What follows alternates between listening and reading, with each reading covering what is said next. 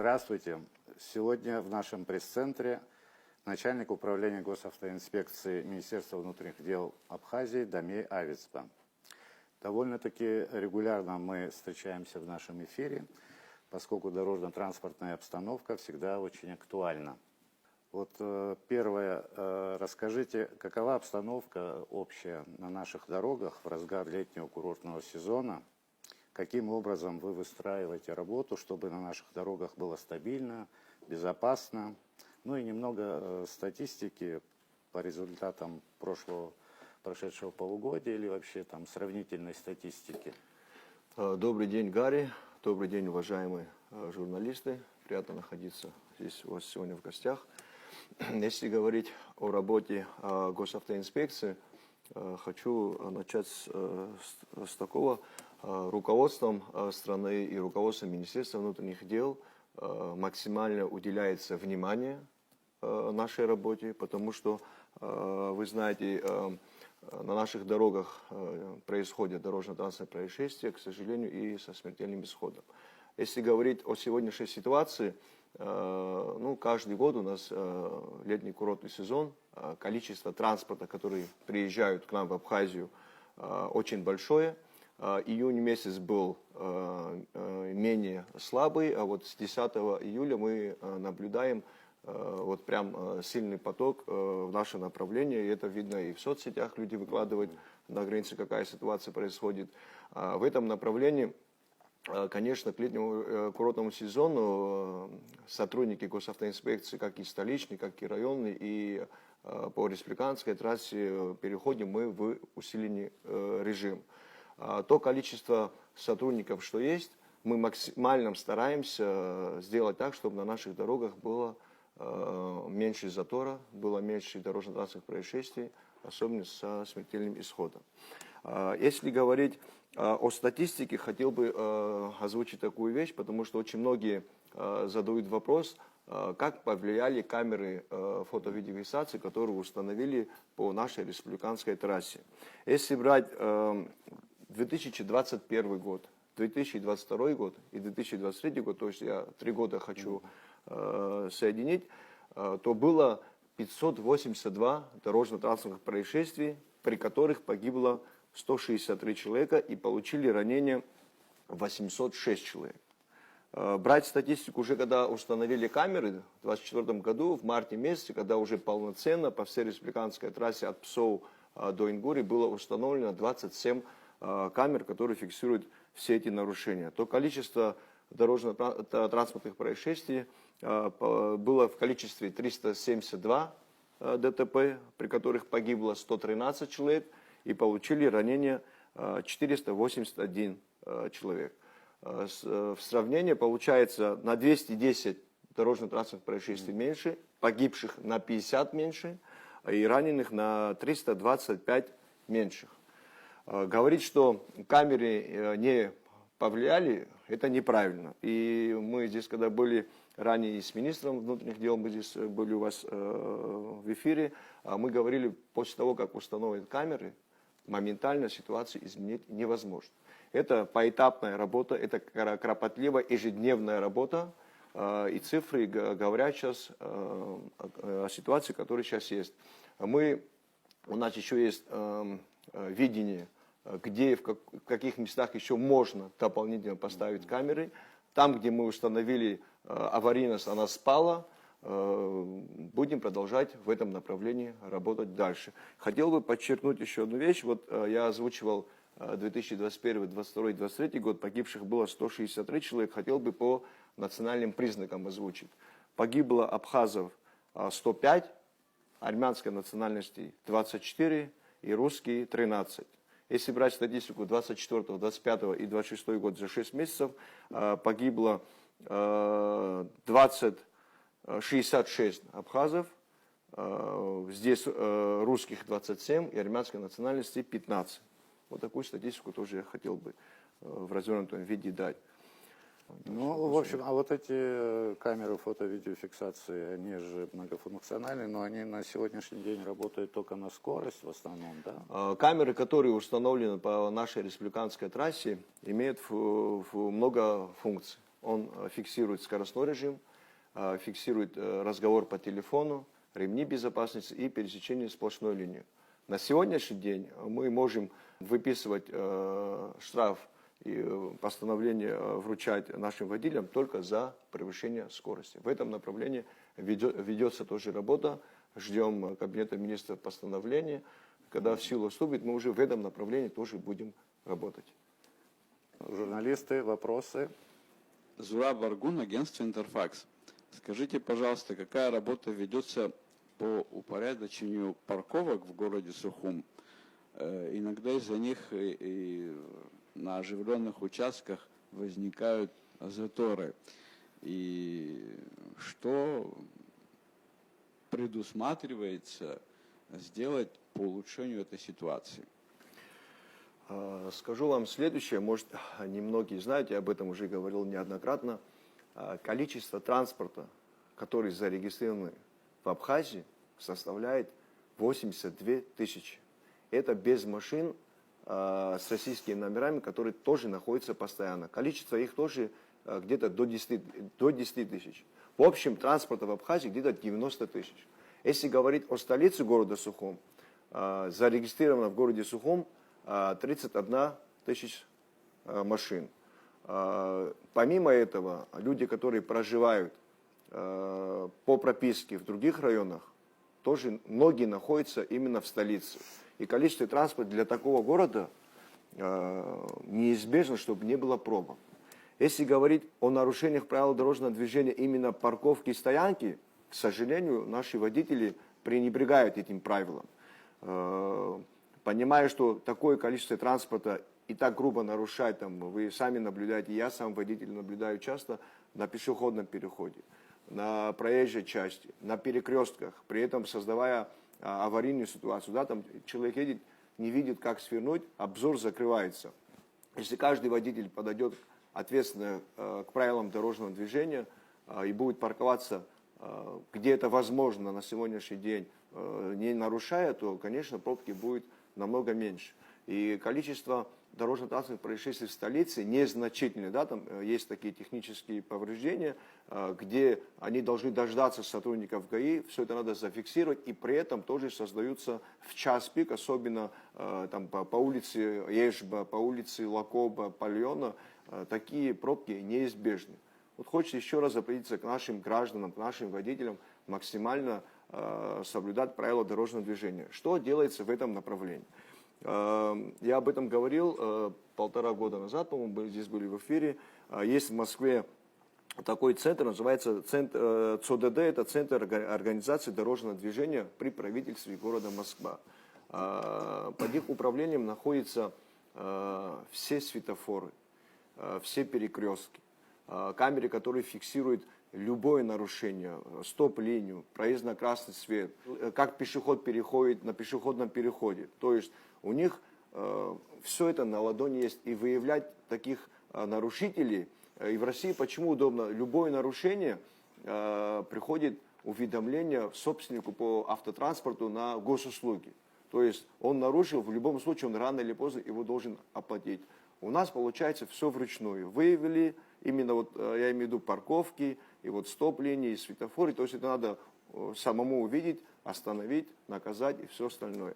Эти сотрудники с Москвы приезжали к нам из Министерства внутренних дел в лице первого заместителя Беслана Чкатова с нашими ребятами, которые занимаются именно вот по камерам, ездили в Москву, смотрели, на каком уровне все это у них там происходит. Они приезжали к нам, изучили то оборудование, ту технику, которую мы имеем. Они изучили основные наши перекрестки именно в городе Сухом. Но это очень кропотливая и долгая работа, потому что финансирование там очень большое. На сегодняшний день вот находится в разработке данное направление. Хочу сказать еще следующее. На сегодняшний день администрацией города Сухум во главе мэра Агрба Тимура Михайловича была проведена большая работа. В Москве есть еще частная компания, которая занимается организацией безопасного дорожного движения в городе Москва тоже. Они приезжали сюда, изучили все наши перекрестки, Вот максимально изучили наши перекрестки. Они здесь находились очень долгое время. Алхаз Тхакушев, если вы помните, делал круглый стол, где были приглашены люди в этом направлении, кто разбирается. Мы из ГАИ были, из администрации города были. И вот через эти столы, круглые столы были приняты решения о выходе в Москву к этим людям. И вот они сюда приехали и провели большую работу. К концу года будет уже представлен план, какие мероприятия надо произвести, чтобы все это сделать так, для того, чтобы максимально комфортно было нашим гражданам ездить по нашим дорогам. Зная лично и качество главы города, если он взялся за это дело, он это дело доведет до конца. С нашей стороны, насколько это возможно, мы, конечно, рядом станем, поможем. Это нужно было делать еще давно, потому что 10 лет назад количество транспорта в Абхазии было 30 тысяч. За 10 лет добавилось 50 тысяч. И хочу озвучить вам цифры. Каждый год у нас от 3 до 4 тысяч добавляются транспортные средства. Если инфраструктуру наших дорог мы не будем благоустраивать, то ситуация будет еще хуже. Вот в этом направлении такая работа была проведена, и вот на сегодняшний день, вот к концу года мы ожидаем, администрация этим занимается, ожидает план, и мы будем по нему потом работать. Ну, этот план еще должны принять, и пока его реализуют, это большое время пройдет, Ну, мы конечно. хоть А вот в начали этом делать. промежутке что можно делать, вот особенно с этими перекрестками, углы перекрестков, они вот на самом деле, там бывает и в 2 ряда ставят. Ни пешехода не увидишь, ни машину, которая движется в этом направлении. Что можно делать? Может, по старинке, как вот начинали вот сперва в Москве, там сняли, выписали протоколы. На сегодняшний день, вот вы правильно подчеркнули, и в 2 ряда ставить, и на перекрестках, на пешеходном переходе. Хотел бы вкратце вам озвучить вообще ситуацию по кадрам. Именно сотрудники ДПС, которые должны работать по всей республике, штатное расписание 224 человека. Замещено 162. То есть 62 места свободны. Это существенно влияет на нашу работу. И, конечно же, не буду скрывать, качество сотрудников хотелось бы, чтобы было еще больше. Правду же надо говорить. И в городе Сухом штатное расписание 38, замещено 15. То есть их делим на 2 дня, то есть 7-8 человек работают в столице, на сутки заступают. При большом нашем желании охватить весь объем работы, который мы должны делать, это невозможно. Вы знаете, до обеденного времени состояние и ситуация на центральном рынке, Пальона, потом на Турбазе, где это пекарня, по улице Ежба. У нас часто проводят культурно-массовые мероприятия. Мы, ГАИ, всегда задействованы. К нам приезжают гости, их надо сопроводить. Проводят какие-то свадебные мероприятия, их надо сопроводить, чтобы наши водители доехали нездоровыми и невредимы. И к чему говорю, что очень сложно всю работу охватить, не имея Ну, в день, тех если вот кадров. 2-3 квартала в день. Ну, вот, И зафиксировали сказанному какое-то оборудование. хочу дополнить. Вот стоит машина с нарушением. Эта машина может стоять там 1-2, а может и целый день. Номера, госномера снимать мы не имеем права, потому что снять номер, потом, когда все это привозим в ГАИ, водители приезжают и возмущаются, это наше имущество, почему сняли номер, или когда снимали номер, вы там зацепили бампер или крыло, и начинают такие... Вот в этом направлении нам нужна помощь. Нет, ну, оставлять Именно, акт нельзя. нет, Вот, нету- депутаты говорят, никто не мешает это сделать. Нет, по закону мы не имеем права. Ну, когда совсем перебарщивают... И в базу данных, вот где от камер видеофиксации нарушения, в эту базу данных. С удовольствием в базу данных внесем, если по закону иметь будем это право. Да. Вот мы как фиксируем нарушение за скорость, он же попадает в базу данных, да. И на стационарных постах, где установлены камеры, где выявляют, нам легко его остановить и показать, где он нарушил.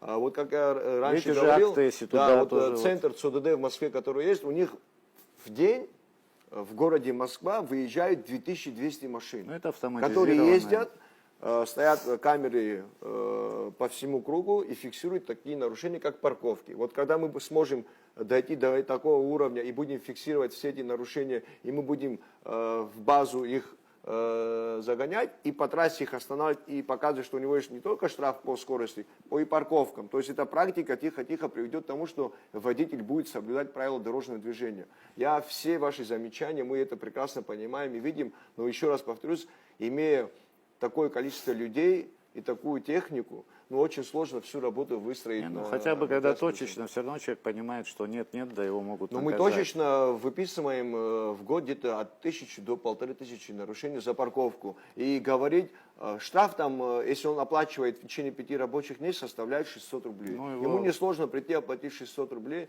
и дальше также нарушать.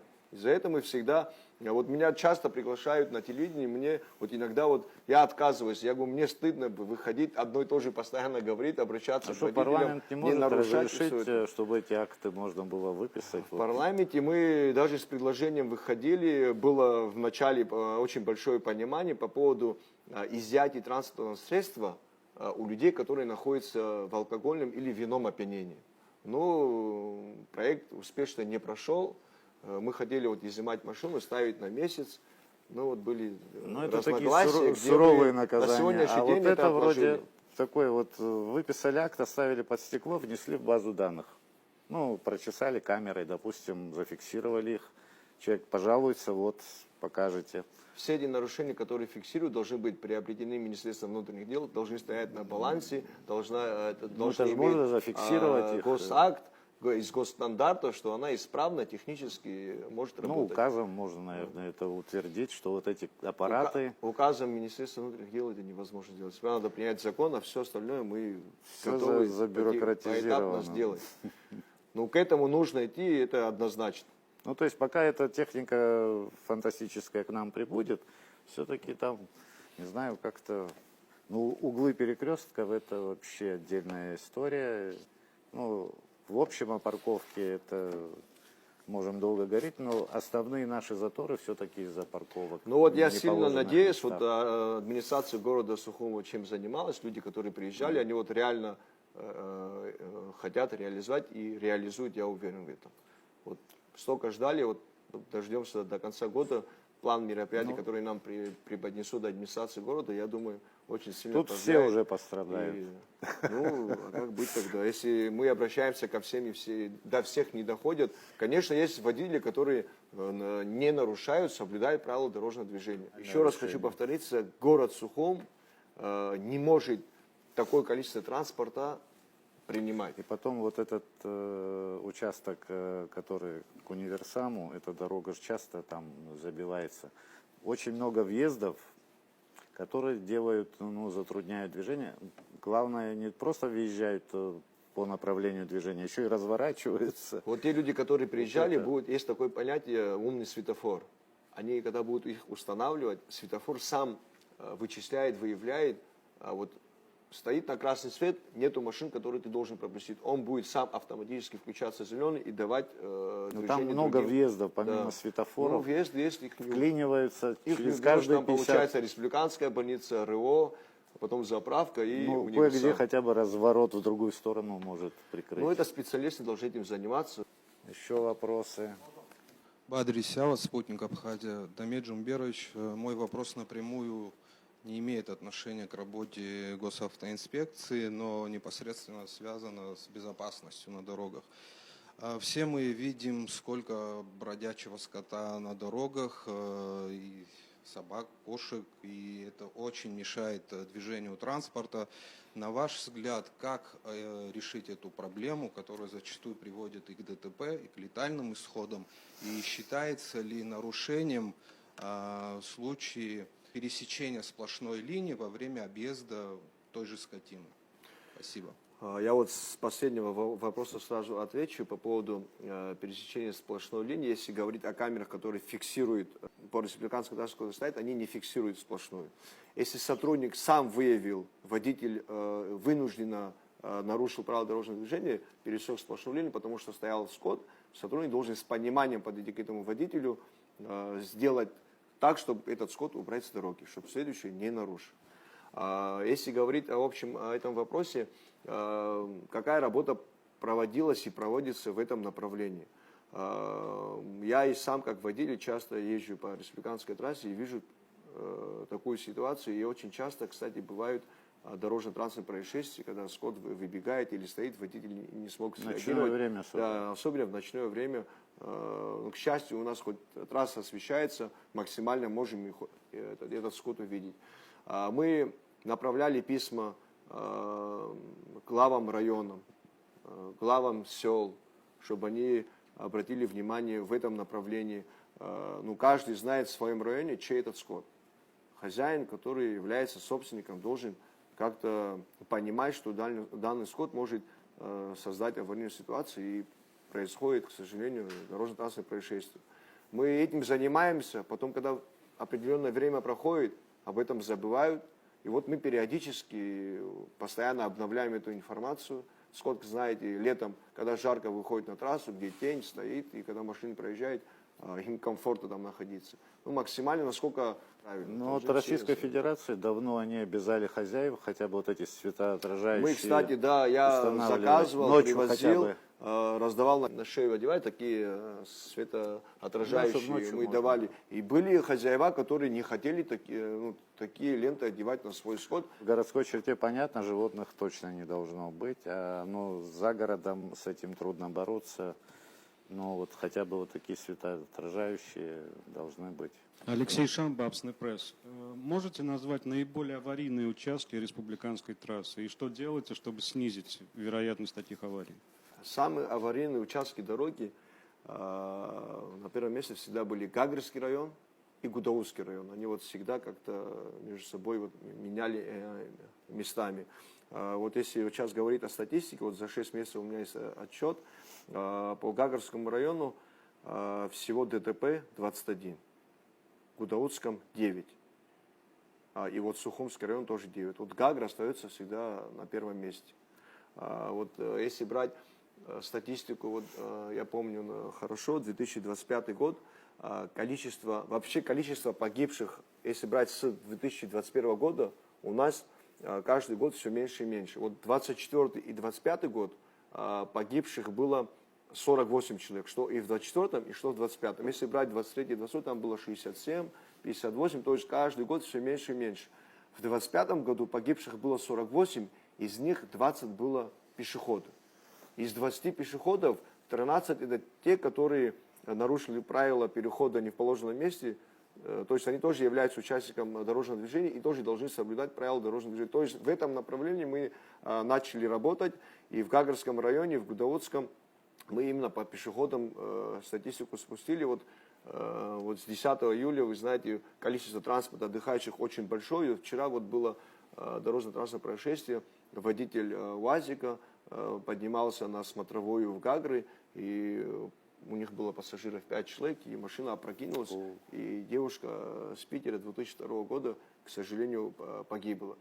И вот в этом направлении вот и водители сами, которые вот занимаются экскурсией, да, вот так мы неоднократно проводили профмероприятия на Ритинском ущелье, мы сами выезжали и сотрудники УБЭП, которые проверяют командировочный путевой лист, все документы, которые дают право заниматься такой деятельностью. Учитывая, что ты везешь людей, отвечаешь за жизнь этих граждан. Отношения вот с коллегами, например, с республик Северного Кавказа. У нас менталитет, в принципе, похожий. Там какие проблемы, если сравнивать? Проблем вообще дорожно-транспортных происшествий, что и в Абхазии, что и в России, происходит за то, что водители нарушают правила именно скоростного режима. Второе место занимает, как и у нас, водители, которые садятся за транспортное средство в алкогольном или винном опьянении. Хотел бы сейчас озвучить вам цифры. Я вот в статистике по ДТП приводил 21, 22, 23 в сравнении с 24, 25, 26. В 2021, 22 и 23 мы выявили водителей в нетрезвом состоянии 8781 человек. Это количество очень большое. Из них 3000 было в наркотическом опьянении. В 24-м, в 25-м и 26-м году было выявлено 4517 повторно, которые сели за руль. 334 человека, из них на 15 суток было осуждено 113, а все остальные были оштрафованы штрафом. В 26-м году, еще хотел такую статистику привести, количество желающих получить вновь водительское удостоверение с каждым годом увеличивается. Вот за 24, 25, 26 год количество транспорта зарегистрированных новых 12 тысяч, а получили водительское удостоверение за 2 года и 6 месяцев 10 тысяч новых водителей. И хочу вам такую статистику еще дать. Виновные в дорожно-транспортных происшествиях, вновь получивших водительское удостоверение, количество очень малое. Нарушают обычно в возрасте 30-35 и которые имеют стаж 5 и выше. То есть могу сказать, что автошколы, которые принимают наших молодых студентов на получение водительского удостоверения, подход очень серьезный. Во-первых, хочу еще раз сказать, что госавтоинспекция не имеет полномочий проверять автошколы, потому что находится под ведомством Министерства просвещения. Только они могут посещать автошколы, качество их преподавания, какое количество транспорта, какое количество часов они преподают, какое количество они в практике ездят и посещаемость самих студентов. То есть мы, как ГАИ, не имеем права проверять. Мы что делаем? Когда каждая автошкола преподносит списки, которые включены в список и через 2 месяца придут к нам на сдачу, вот они, когда приходят на сдачу, мы выводим в течение года количество пришедших и сдавших, если не будет превышать 60%, мы пишем письмо в Министерство просвещения, они выносят потом решение, если меньше 60%, то лицензия у автошколы изымается. Вот в этом направлении мы большую работу провели, и в их интересах у директора автошколы привести к нам в управление ГАИ тех людей, которые реально ходили, могут прийти сдать, чтобы по их статистике не ударило. Вот в этом направлении реально и бывают звонки, вот приходят в автошколе, помогите, мы в ГАИ сдадим. Вот и в автошколе вот ребята вот на самом деле подходят ответственно, потому что если они будут приводить и не будут сдавать, то мы статистику преподнесем и по нему потом будет биться. В этом направлении вот молодые, которые получили ближайшие 5 лет, вот где они виновны в ДТП, очень маленькая. Это надо говорить честно, мы постоянно мониторим, смотрим за этим.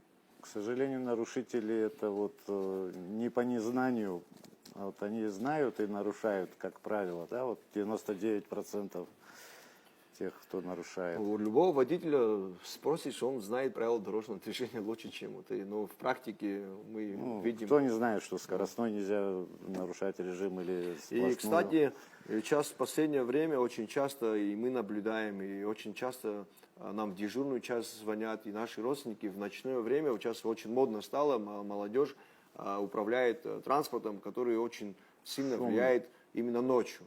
Вот по улице Лакоба, по улице Ардзаба, да, там у нас пожилые люди, больные люди, есть дети, да, там в 1-2 часа ночи, я не знаю, очень что они там делают, машины, или да. машины такие с завода, или потом здесь они дополнительно какую-то функцию делают, что он едет вроде бы тихо, а звук очень большой. И очень честно, вот выявить такого водителя нам не сложно. Но мы же должны административный протокол выписать.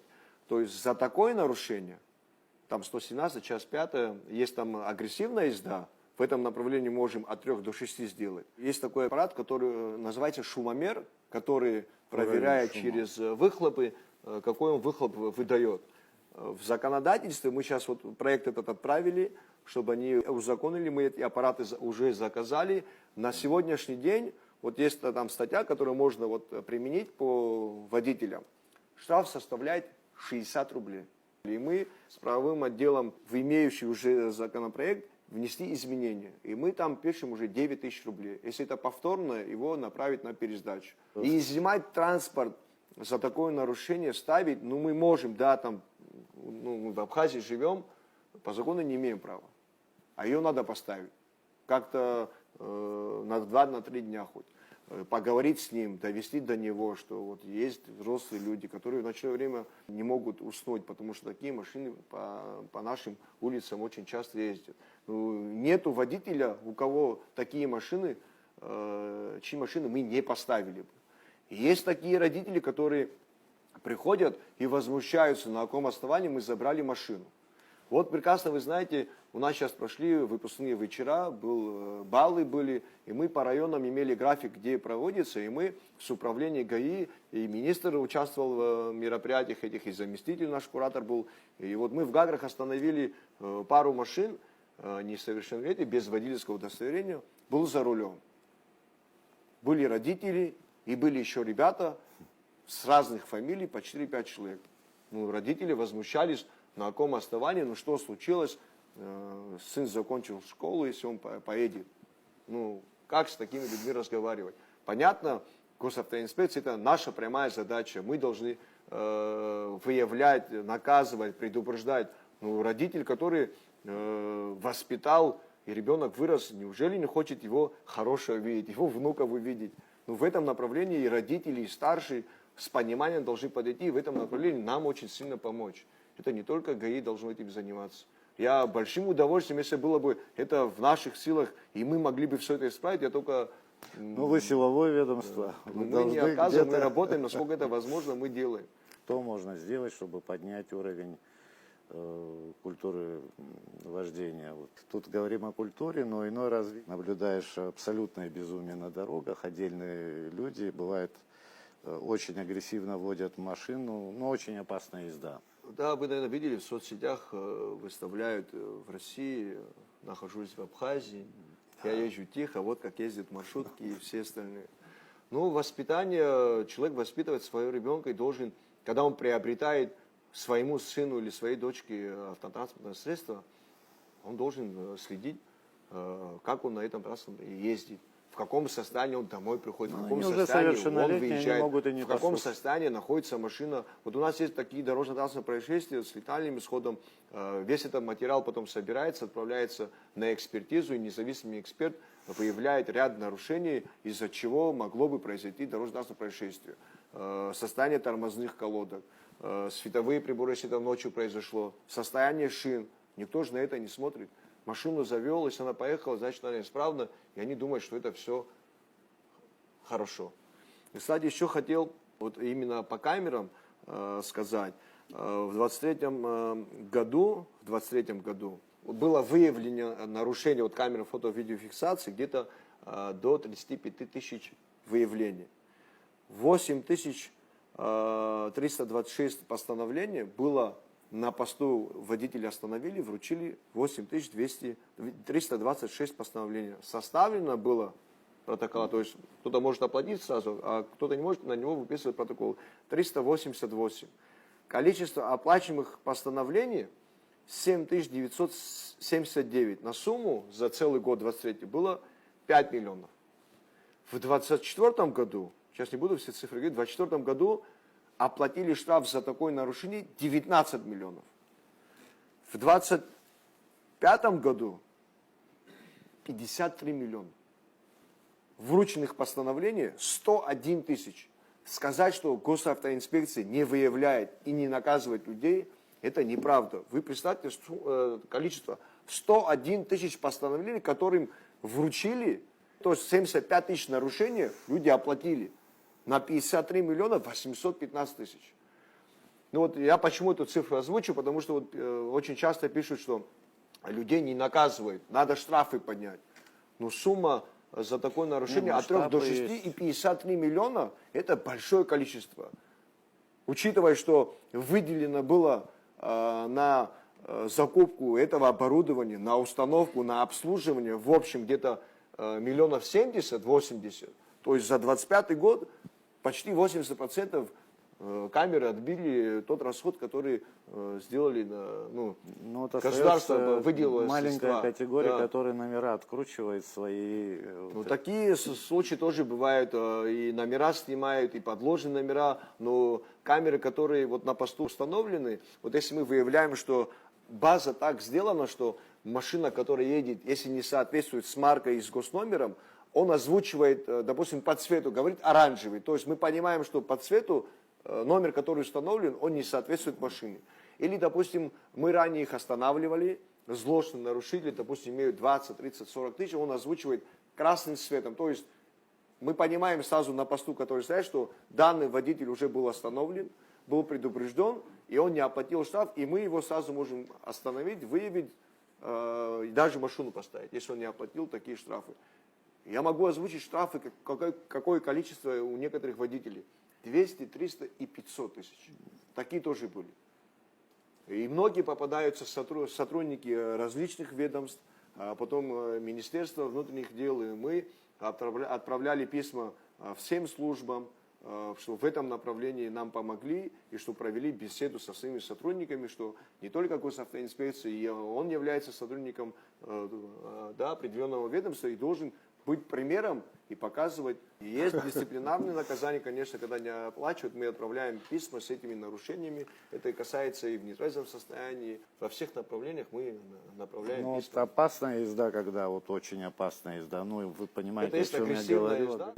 По-моему, в других странах сразу наручники 15 суток.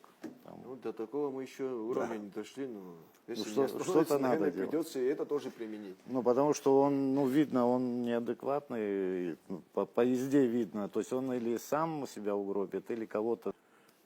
Начальник ГАИ и отдел, который занимается практикой, он должен по его данным проверить все штрафы, и чтобы он максимально оплатил штрафы. Вот если он придет, и у него злостное нарушение, у него машину забрали, и он кого-то подключил, позвонил, забрал по звонку эту машину налегке, он завтра еще раз повторит.